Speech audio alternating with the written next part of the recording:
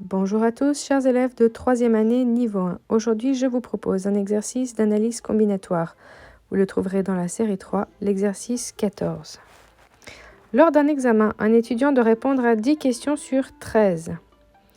10 questions sur 13. Combien de choix possibles a-t-il?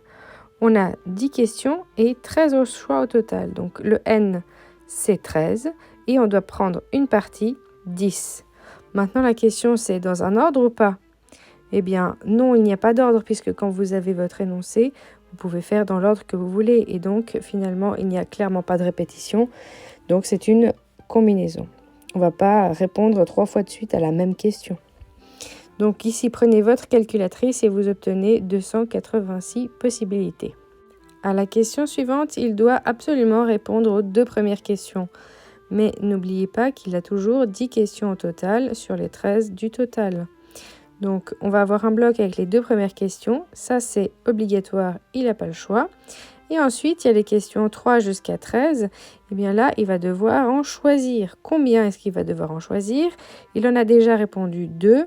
Il y en avait 10. Il nous reste 8 choix à choisir parmi les 11 questions restantes. C'est donc, parmi les 2 premières, il doit les prendre les 2. Une combinaison de 2 parmi 2. Puis 8 parmi 11, au total 165.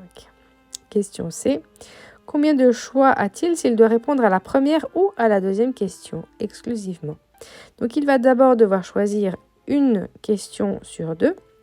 Et puis après, il reste la question 3 jusqu'à 13. On a encore 9 choix, 10 moins 1, puisqu'on n'en a fait qu'une seule des 2 premières. Et combien il y avait de questions dans la partie à choix? Il y avait 11 possibilités de choisir. Donc, on a une combinaison de 1 parmi 2 et de 9 parmi 11. On combine le choix de la première catégorie avec la deuxième. Pour la suivante, il doit répondre à 3 des 5 premières questions. Donc, ici, il y a le bloc des 5 premières questions. Là, il va devoir en choisir 3. Et puis, donc, 3 parmi 5, c'est une combinaison. Et ensuite, il va rester les questions 5 à 13. Combien de questions faudra-t-il encore prendre? Il en aura répondu à 3. Donc, 10 moins 3, ça fait 7 à choisir. Parmi combien? 8 questions. Donc, on combine les deux. 3 questions parmi 5 et 7 questions parmi 8. À la calculatrice, vous obtenez 80. La question E, vous avez au moins 3 des 5 premières questions. Ici, vous avez 3 questions sur 5, comme à la précédente, ou alors 4 sur 5, ou alors 5 sur 5. Le « ou » se traduit par un plus en mathématiques, puisqu'on ne les a pas systématiquement toutes ces possibilités. Donc, le 3 sur 5, c'est le résultat d'avant. 3 questions parmi 5 et 7 parmi 8, qui donnait 80. Pour les 4 parmi 5, ça combine donc avec 6 parmi les 8 questions restantes, donc 140. Et puis enfin, 56 possibilités s'obtiennent en faisant donc 5 questions parmi 8. On additionne tout et voilà. On résume ici avec des dessins. Donc ici, si j'ai 10 questions à choix sur 13, le K, c'est le 10, le N, c'est le 13. Et donc ici, c'est une question où on va prendre une partie et une partie sans répétition et sans ordre. Généralement, devant un examen, on va dire, bon, la question 3 m'inspire, je commence par celle-là. Ensuite, la question 12 m'inspire. Ensuite, la question, bon, allez, je reviens à la 1. Combien j'en ai répondu déjà? 3, 4, je dois répondre à combien? 10. Bon, laquelle m'inspire le plus? Et on ne fait donc pas dans l'ordre. Et il n'y a pas de répétition puisque on ne va pas répondre plusieurs fois à la même question. Ainsi donc, ici, vous avez une combinaison.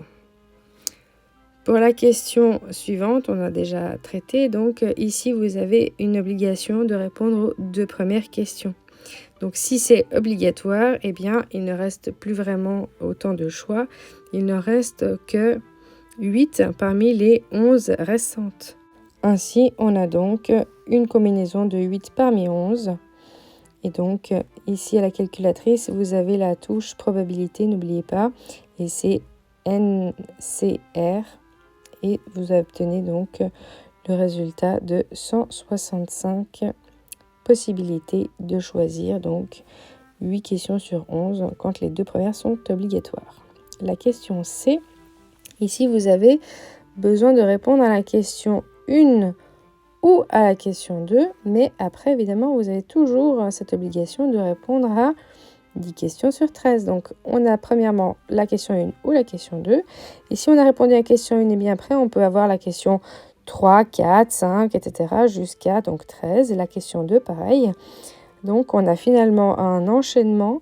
Premièrement, un choix de une question parmi deux, donc une combinaison puisqu'il n'y a pas d'ordre. Et enfin, une combinaison de combien de questions? Eh bien, ici, on doit en choisir 9 parmi les 11 qui sont restantes. Donc, on multiplie ici et ça donne 110 possibilités. Pour la question D, on doit choisir exactement 3 des 5 premières questions. Donc, 3 premières questions dans le bloc des 5 premières questions. Et ensuite, il faudra en choisir 7 parmi les 8 restantes. Donc, un enchaînement de combinaisons à taper la calculatrice qui vous donne donc 80 possibilités. En bas, vous devez toujours avoir un total de 10. Donc, 3 plus 7, ça fait 10. Et 5 plus 8, ça doit toujours donner le 13. Donc, on vérifie pour les autres. 2 et 11, ça fait 13. Et 1 et 9, ça fait 10. Et vous avez toujours ce total en haut qui doit donner 13. Pour la dernière question, donc ici, on a un choix, mais on peut répondre à au moins 3 des 5 premières questions, mais toujours avec cette restriction de 10 questions sur 13. On peut donc répondre à 3 questions sur les 5 premières, ou alors on peut répondre à 4, ou alors 5. Le 3, on l'a déjà fait, c'était la question D. La question précédente. Le ou se traduit en plus en mathématiques. Donc 3, ça nous avait donné 80 possibilités. Et maintenant, il faut donc encore trouver le 4 des 5 premières questions. Ça veut dire que quand on a 4 questions dans le premier groupe de 5, ça nous oblige à répondre à 6 dans le prochain groupe, dans le groupe des 8 restantes. Donc 4 plus quoi donne 10, c'est 6, et 5 plus quoi donne 13, c'est 8. Pour le 5 questions ici, eh bien on a 5 questions parmi 5, et puis combien de questions restantes? Eh bien on en a 5 parmi 8, ça donne 50 et 140. Donc on additionne tout ça, 80, 140 et 56, et ça donne 276 possibilités. Voilà, j'espère que cet exercice aura été clair. Je vous souhaite de bonnes révisions à tous.